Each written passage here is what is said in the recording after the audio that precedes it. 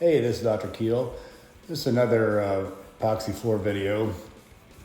This one is in a 2-car detached garage. The last video I posted was doing a epoxy flake floor using paint chips. This is a metallic floor. I'm not going to show the grinding of the floor. Basically, we used a 30 grit 10-inch floor grinder to grind off the top layer of the concrete. What we're beginning to do here, this is the first layer, which is the skim coat. This is at 1 ounce per square foot using stone coat epoxy, flooring epoxy. This garage is about 500 square feet. So we're using 4.5 gallons of epoxy, and this has been tinted black with black dye. So what I did was poured out the epoxy after we mixed it into multiple small patches. My buddy Don is on the floor squeegee, and he's in the process of squeegeeing the entire floor. This is to basically just get the product on the floor. Also in this garage, I cut a 1/4 inch groove in the concrete across the opening of the garage doors. And this was beveled on the inside edge. This allows the epoxy to flow down into that. Also creates a stop point for the epoxy. As you can see here, Don is right next to the cut in the concrete, and we've also put a tape line there just on the outside of that cut just to prevent any product from getting across that line.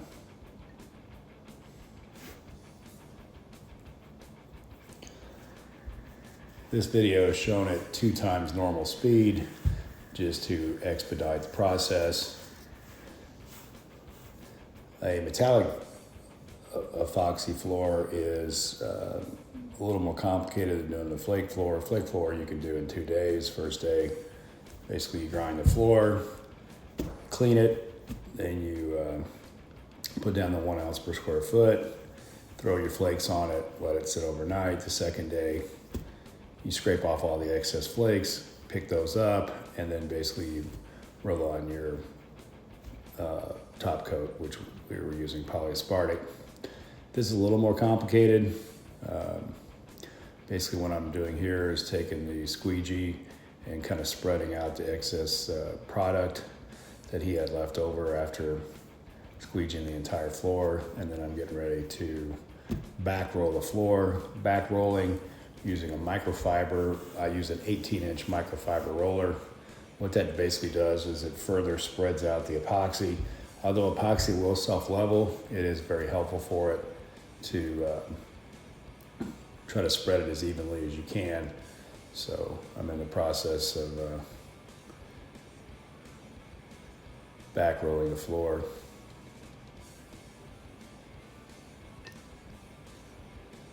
I'm walking in spike shoes, but again, this floor is very slick. So basically I back rolled the entire floor at this point.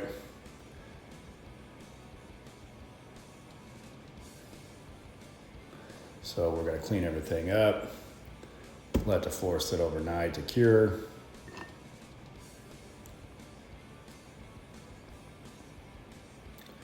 We did put tape on the bottom of the wall all the way around, and I'm going to go around and pull all that tape. And then the other thing I'm going to do on this floor is using 91% isopropyl alcohol, because I'm going to mist the entire floor. What that does is decreases the surface tension and allows the bubbles to pop. Again, concrete holds air, and so once you seal the top of it, any air or gas that's trapped in the concrete is going to get out. So you can't stop it from creating bubbles. You're just trying to minimize the size of the bubbles. You're going to see thousands of micro bubbles. You're just trying to prevent really large ones. So I basically walked up to the front, misted in some alcohol, and then as I'm walking backwards, I'm using the roller to cover my steps. Okay, it's the next day. This is dried overnight. The reason it looks like that is I didn't show it on a video, of course, because that's not very exciting. But we basically sanded the entire floor using 220 grit sandpaper on a orbital sander. The reason you do that is again, because you're entrapping air in your epoxy. You basically want to sand out any of the bubbles, which is allow the next color coat to go down into those holes. So what we're doing right now is I've got a bunch of buckets out. Actually 14 buckets. So we're gonna mix together 12 gallons of epoxy. The epoxy comes in 1.5 gallon kits. It's mixed 2 to 1 by volume. So 1 gallon of the resin with 1/2 gallon of the hardener. This is our color coat. Normally, most metallic epoxy floors that you may have seen on YouTube or some other place, normally they use a base color and then they'll just use 1 or sometimes 2 accent colors, but that's not exciting enough for me. So what I'm doing is I used black dye, black metallic mica powder, white dye, white metallic mica powder, gray metallic mica powder,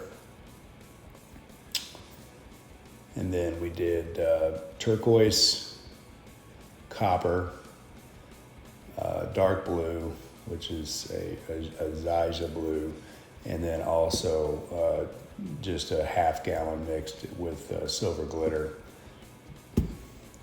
So again, we're mixing the epoxy 4.5 gallons at a time for the first 2, and then 3 gallons in the last pour. And we're doing that because, again, they come in 1 gallon and 1/2 gallon, so that just makes it easier for mixing. Once we mix those up, we're dividing that into those second buckets, the smaller buckets, the different color combinations and color additives. So now we're splitting up the garage into half and half, and we're just randomly spreading out the color on the floor.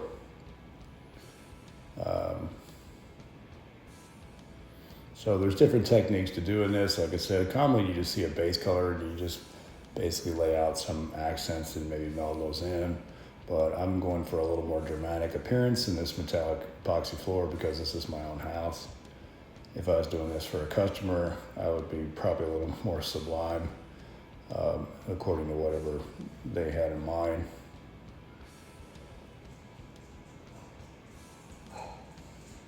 So right there, we're just randomly pouring out these buckets, and we're kind of just pouring them randomly across the entire floor, scraping out what's on the inside, and then basically filling in the next bucket. I typically start with the darker colors first, so I did the black dye and the black metallic, followed by the gray, followed by the white dye, white metallic, and then we did all the accent colors on top.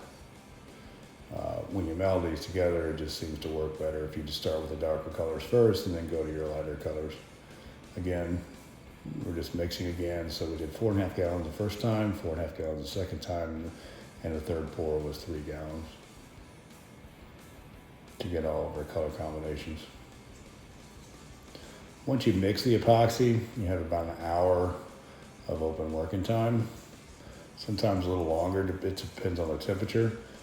It was about 80 degrees on this day when we were pouring this.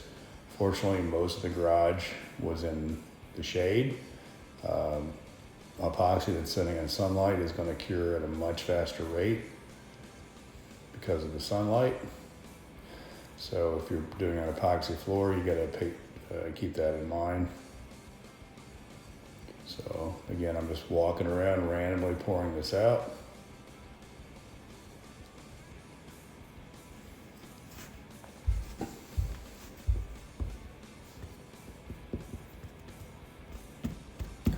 Overall, this project took about 2.5 hours to grind the floor.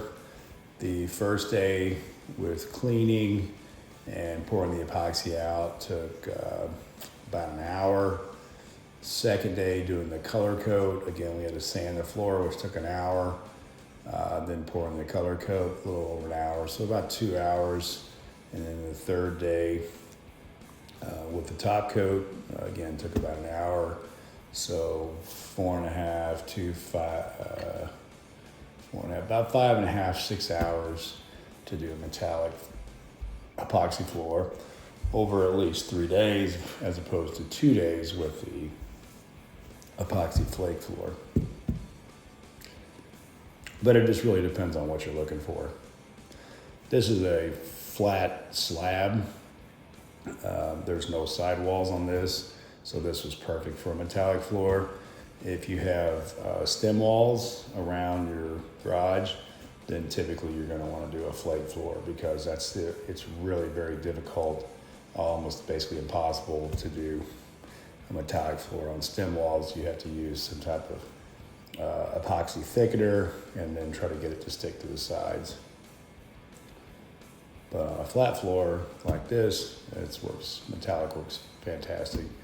And when we get to the end of the video, if you're still watching, you'll see what it looks like. Fortunately, I didn't have a third person that could work the camera, or obviously, if we had a camera person, they could be moving the camera to give the best viewpoint, because basically the entire garage is in shade, so it's really difficult to tell exactly what we're doing here. But we're just randomly pouring out the additives.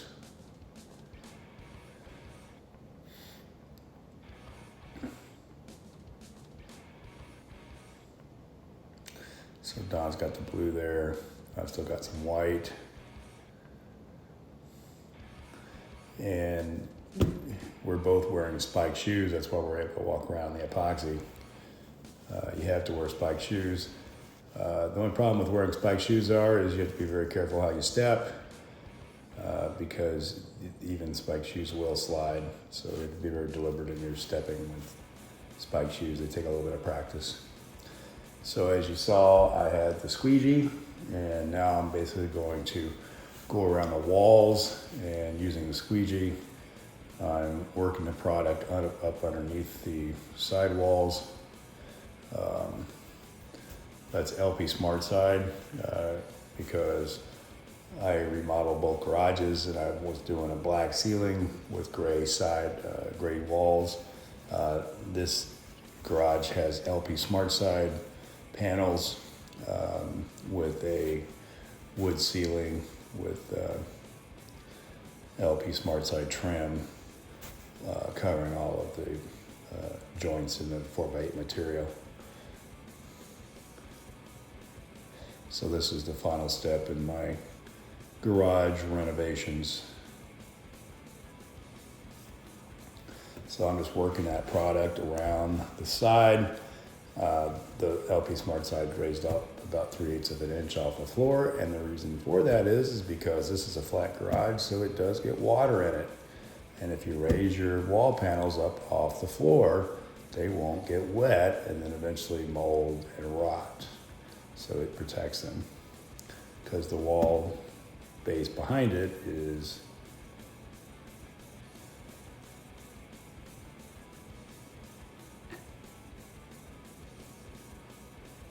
treated lumber. So Don is just taking a small 4-inch roller, and he's rolling right along the edge of that cut in the concrete, just to let that material run down in that cut. And the reason, again, the cut is in the concrete is because you don't want a sharp edge where you're pulling cars into a garage, because that's a point of potential failure where the tires hit it and could catch it and potentially delaminate the edge of the epoxy. So by cutting a groove in there, it allows the epoxy to flow down, makes the epoxy quite a bit thicker right there, and prevents delamination. Also gives a clear demarcation of where the epoxy needs to stop. So what we're doing there is I've squeegeed around the entire wall. Now I'm going back at the back of the garage, working my way out, basically just squeegeeing all the material together basically going side to side, kind of melding everything. Sometimes you push, sometimes you pull, and you can see my feet sliding there pretty good.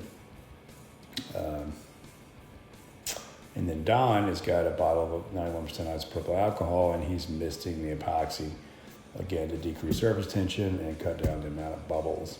So we've got a seal coat down, so we shouldn't get a whole lot of bubbles, but no matter what, when you mix epoxy, you do entrain air a little bit, and so you will get some bubbles. And spraying it with isopropyl alcohol dramatically cuts down the amount of bubbles. When I'm doing countertop epoxy, because it's obviously a much smaller space, I typically will use a propane torch, and I heat the epoxy, and that will clear the bubbles. It's a little bit more difficult to use a propane torch on a floor. Okay, so this is the night after we applied the color coat. So now you can see what all that messing around was for. So basically, these are all those different colors that I mentioned earlier. These are all melded together. And there's different techniques for melding, but I used a squeegee. I could have used a roller and kind of put it more in a linear lines, but I didn't really want to do that. I was kind of following the same theme that I used for my workshop work table. And the last step is the next day. As long as you do it less than 24 hours, you come back and roll the Polyaspartic top coat on. That's rolled out at 1/2 ounce per square foot.